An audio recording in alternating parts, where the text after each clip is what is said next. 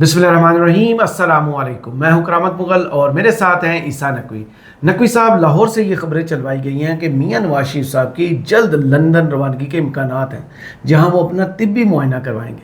जो रवानगी की तारीख लिखी गई है वो है 3 अक्टूबर। इस तारीख को देखें तो फिर लगता यही है कि जो आईनी तरमीम पेश होने वाली है, मियाँ साहब उसका हिस्सा तो नहीं बनेंगे। देखिए, आप जब छोटे थे, आप स्कूल जाते थे, तो कभी कभी जो बज़्म अदब का पीरियड होता था उसमें, या किसी एक दिन ऐसा होता था कि किसी मदारी को, किसी करतब दिखाने वाले को, किसी जादूगर को स्कूल में बच्चों को महजूज करने के लिए, उनको खुश करने के लिए लाया जाता था और वो स्टेज पे खड़े होकर अपने करतब दिखाता था जी। और आपको लगता था कि बहुत बड़ा जादू कर दिया उसने। वो जो शुभदाबाज है, वो जो करतब दिखाने वाला है, वो जो मदारी है या वो जो जादूगर है, वो बेसिकली असल में कोई जादू नहीं कर रहा होता, वो नज़र का धोखा क्रिएट कर रहा होता है। सही। आपकी तवज्जो किसी और तरफ लगाता है और अचानक उसके हाथ से कबूतर फड़फड़ाता है, वो निकल आता है, उसकी टोपी में से कुछ निकल आता है। हाँ। कभी उसके हाथ से रुमाल गायब हो जाता है और कभी हाथ से रुमाल निकल आता है, वो फिर हाथ ऐसे दिखाता है, वो जो स्टिक बना लेते हैं। वो जो नज़र का धोखा है ना, देखें अभी तक अंडरस्टैंडिंग है। जब मैं अभी इस वक्त जो इस्लामाबाद में हो रहा है, ख़ास तौर पर खैबर पख्तूनख्वा हाउस में जो तैयारी हो रही है, जो पार्लियामेंट लॉजेस में वाक़या पेश आया है और जिस चीज़ का सबसे ज़्यादा इंतज़ार हो रहा है, इन तमाम चीज़ों को मिलाकर देखता हूँ तो कम से कम मैं इस नतीजे पर पहुँचता हूँ कि नवाज़ शरीफ की रवानगी की खबर जो है वो नज़र का धोखा है कि जिसके बाद शोबदा या करतब करने का मंसूबा है। सही। इवेंचुअली कैसे होता है, मियाँ साहब वाकई चले जाते हैं, नंबर गेम में कोई और रौला आ जाता है। मैं हतमी तौर पर नहीं कहता, लेकिन मैं आपके सामने फैक्ट्स रख देता हूँ, उनसे आप अंदाज़ा लगा लेंगे। खबर क्या चलवाई गई, मियाँ साहब जा रहे हैं लंदन, क्या करने? तिब्बी मुआयना। कब जाएंगे? 3 अक्टूबर। क्या करेंगे वहाँ पे? और तिब्बी मुआयने के अलावा जनाब लंदन की में पार्टी के नए ओहदेदारों से मुलाकात करेंगे। एक खबर और भी चलवाई गई है। वो खबर यह है कि मियाँ साहब फ्रांस जा रहे हैं। अच्छा। फ्रांस क्यों जा रहे हैं? वहाँ पर कोई तंजीमी कन्वेंशन है मुस्लिम लीग नून का, है कोई चौकी बड़ी मुस्लिम लीग नून, और सदर बनने के बाद मियाँ साहब ने यहाँ तो मरी में गाड़ी के अंदर से बैठ के लोगों से मुसाफे किए हैं। हाँ। और उसकी वीडियोस चलाई हैं। इधर तो उन्होंने कोई कन्वेंशन नहीं किया, इधर तो उन्होंने अपनी डोलती हुई पार्टी के लिए कोई तकरीब नहीं की, बिल्कुल कोई मैस गैदरिंग नहीं की, मियाँ साहब को वहां से ऐसा कुछ नहीं किया। तो वो वहाँ पे कौन सी तंजीम साजी है यूरोप की कि वो जिसके लिए मियाँ साहब जो हैं वो यूरोप या फ्रांस जाएंगे? और कौन सी ऐसी दवाई है जो सिर्फ लंदन से उनको लेनी? हाँ, लेकिन फ्रांस की भी खबर चली है ना। हाँ। तो अब सवाल ये है, सवाल नंबर 1, देखें अगर मियाँ साहब लंदन जा रहे हैं जी, तो जो लंदन थे, जो कनाडा थे, जो फ्रांस थे ऑलरेडी, अमीर मुकाम जो हमजा शहबाज और दीगर जो इनके लोग बाहर थे, कोई उम्रे पे था, कोई किसी और चीज़ के लिए, कोई छुट्टियां मनाने के लिए गया हुआ था, उनको क्यों बुलाया गया था 14-15 सितंबर को? और अब क्यों बुलाया गया कि 1 अक्टूबर के बाद कोई भी बंदा कहीं नहीं जाएगा? इस हवाले से हम तफसीली वीडियो भी कर चुके हैं। तो कुछ किसी चीज़ के लिए तो बुलाया जा रहा है। दूसरा, अगर मियाँ साहब लंदन जा रहे हैं और कोई आईनी तरमीमी पैकेज नहीं आ रहा, तो 30 सितंबर को काहे को सुप्रीम कोर्ट ऑफ पाकिस्तान में 63A की तशरीह लगी हुई है, 63A की रिव्यू लगा हुआ है, कोई फ्लोर क्रॉसिंग करवाने के लिए? यही इसकी मुमकिन पॉसिबल एक्सप्लेनेशन नजर आती है। अगर मियाँ साहब लंदन जा रहे हैं और कोई आईनी तरमीमी पैकेज नहीं आ रहा, तो मौलाना फजलुर रहमान जो हैं उनका वरूद दोबारा से क्यों होता है शहर इक़्तिदार में? कौमी असम्बली और सेनेट का इजलास क्यों बुलाया गया है? क्यों मुस्लिम लीग नून के एक अहम तरीन वजीर ने पीटीआई के पंजाब के एक अहम तरीन लीडर को जी खुद ये बताया है कि दूसरे हफ्ते में आईनी तरमीम ला रहे हैं? हुआ है ना ये सब कुछ? बिल्कुल ऐसे। तो इसका मतलब है कि चीजें तो चल रही हैं और ये मियाँ साहब की खबरें are may be possibly meant to take PTI off guard. कि होता है ना कि आप वो होक्स क्रिएट कर दें, वो बहुत ज़्यादा अटेंटिव हो जाएं, वो उसके लिए पेशबंदी करना शुरू कर दें और हम नहीं वो गालिब आ जाए जी। तो आपने क्रिएट कर दिया कि इनका रुख होगा कि वो मियाँ साहब तो लंदन जा रहे हैं, इसका मतलब है कुछ नहीं हो रहा। मैं आपको बताता हूँ, देखें एक वाकया पेश आता है, कुछ चीज़ें हो रही हैं ना इस वक्त खैबर पख्तूनख्वा। 300 मीटर का रेडियस, पार्लियामेंट की बिल्डिंग के दरवाजे पर एक प्रकार रखें, प्रकार की टांग 300 मीटर खोलें और दायरा मार दें। उस दायरे के अंदर कुछ बहुत ही अहम चीज़ें हो रही हैं। एक पार्लियामेंट लॉजेस में एक पीटीआई से वाबस्तगी रखने वाले साहब, member national assembly means a voter, जो पहले भी कहीं गायब और उठाए जाने के मरहले से गुजर चुके हैं, उनको दोबारा सैर करवाने के लिए कुछ लोग जो हैं वो आ जाते हैं, मेज़बान पहुंच गए थे। वो पहुंच जाते हैं, उनके पास गाड़ियां होती हैं लंबी चौड़ी, तादाद में भी बहुत ज़्यादा होते हैं, उन्होंने मास्क भी लगाए हुए होते हैं। कोविड वो पता चलता है कि यार ऐसा कुछ होने वाला है, तो वो एक होक्स क्रिएट, एक ज़ाहिर है कि इसके ऊपर पूरा अलार्म क्रिएट होता है। वो साहब राब्ता करते हैं अपने उन रहनुमाओं से, वो बैठे होते हैं केपी हाउस में। केपी हाउस में जो बैठे होते हैं वो परेशान होते हैं, वो कहते हैं कि यार वो उधर की सिक्योरिटी वाला फ़लाँ बंदा है, उससे रब्ता करें। हाँ जी। तो फ़लाँ बंदे से रब्ता किया जाता है, वो कहता है यार ये तो कोई ऐसा मसला नहीं है, मैं अपने किसी छोटे लेवल के बंदे को भेजूंगा, वो हैंडल कर लेगा। वो छोटे वाला बंदा जो है वो आता है वापस किसी और तरीके से, फिर वो खुद जाता है और फिर पता चलता है कि मामला हल नहीं हो रहा। तो उन एमएनए को ये कहा जाता है केपी हाउस से कि आप ना ज़रा थोड़ा सा टाइम गेन करने की कोशिश करें सारे मामले में।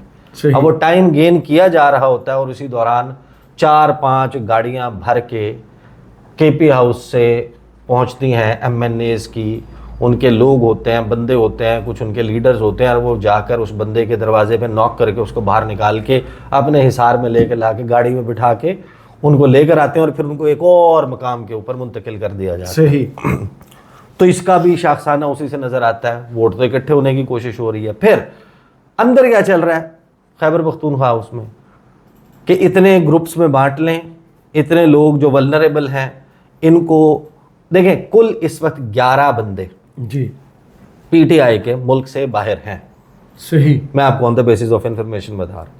अब 11 बंदे बाहर हैं और 11 बंदों को में से कुछ ने टिकटें बुक करवा ली थी आने की। ये जो मियाँ साहब की रवानगी की तारीख है ना, हाँ, वो उनकी आमद की तारीख थी। सही। कि उन सत्ते खैर हैं, सुकून है। उनको फ़ोन किया गया और उनको कहा कि बंदे के बच्चे बनो, ये टिकट फाड़ के फेंको और कोई ज़रूरत नहीं आने की। एक तजवीज़ ये फ्लोट हुई कि इन 11 बंदों को कहा जाए, जिनमें से एक ज़्यादातर जो अमेरिका में मौजूद हैं जी, कि फ़लाँ साहब हैं, उनके पास अपने पासपोर्ट जमा करवाएं। फ़लाँ साहब के पास अपने पासपोर्ट जमा करवाएं, बरकी साहब के पास जी, अपने पासपोर्ट जमा करवाएं। तो उसके ऊपर एक राय आई पार्टी के इंतहाई सीनियर लीडर की तरफ से कि ये तो उनकी तज़हीक करने वाली बात है। आप जब उनके ऊपर इस किस्म का शक करेंगे वो बददिल हो जाएंगे, नाराज़ हो जाएंगे कि मेरे वफा के ऊपर शक किया जा रहा है, ऐसा ना करें कम अज़ कम। तो उसके ऊपर जवाब दिया गया कि उनको बताएं कि हम ये हिफ्ज़ मातकद्दुम के तौर पर कर रहे हैं, क्योंकि एक वाक़या पेश आ चुका।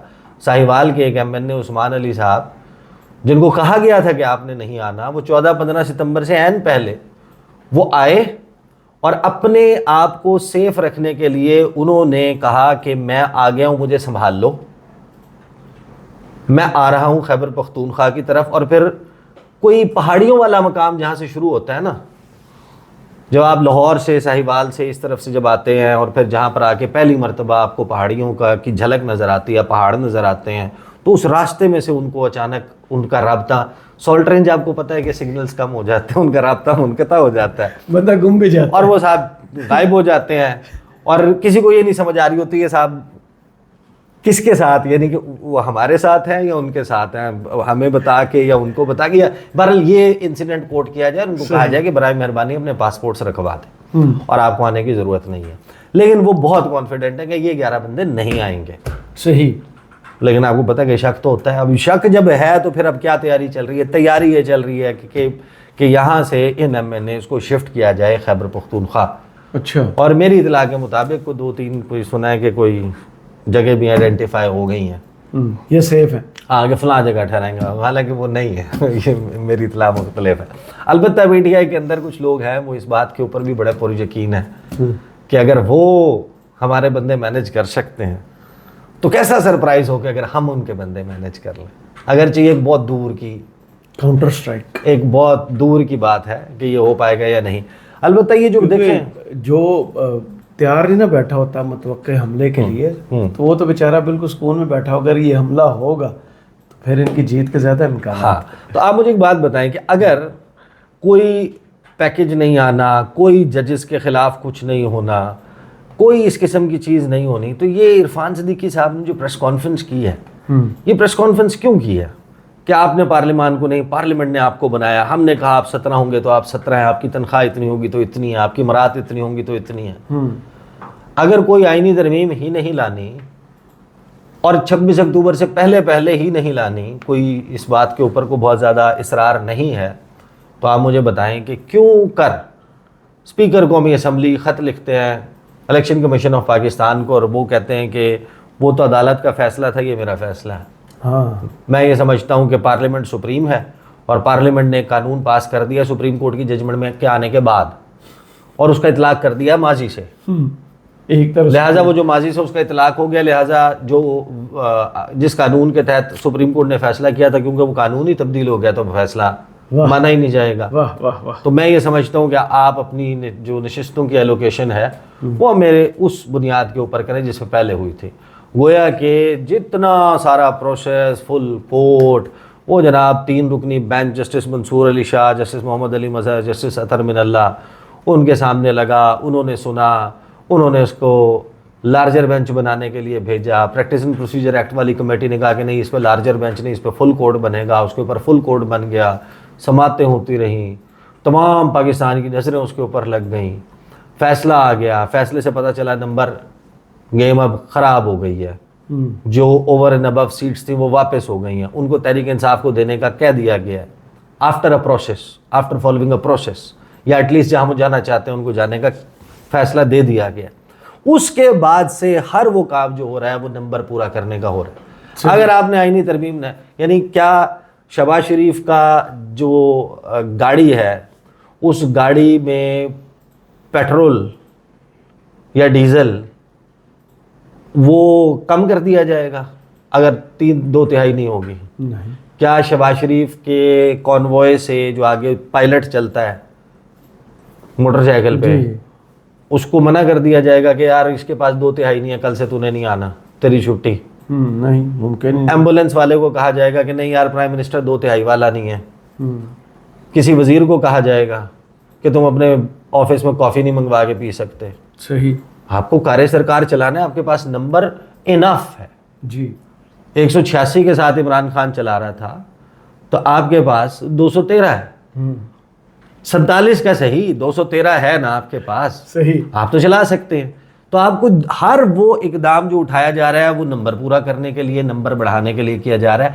अगर आपको कोई आईनी तरमीम पास नहीं करवानी तो आप हमें ये बताएं कि ये इन जजेस के साथ, जिसमें 4 मुस्तकबिल के चीफ जस्टिस साहिबान शामिल हैं, जी, justice Mansoor Ali Shah, justice Munib Akhtar, justice Ayesha Malik, justice Shahid Waheed, जब आप उनको अटैक कर रहे हैं, टेक ऑन कर रहे हैं, हेड ऑन कोलिजन कर रहे हैं, मत्था मार रहे हैं, तो आपका क्या मकसद? आप ये लड़ाई किस लिए कर रहे हैं? इस लड़ाई का क्या मकसद है? आपको शौक हो रहा है? आपको मज़ा आ रहा है?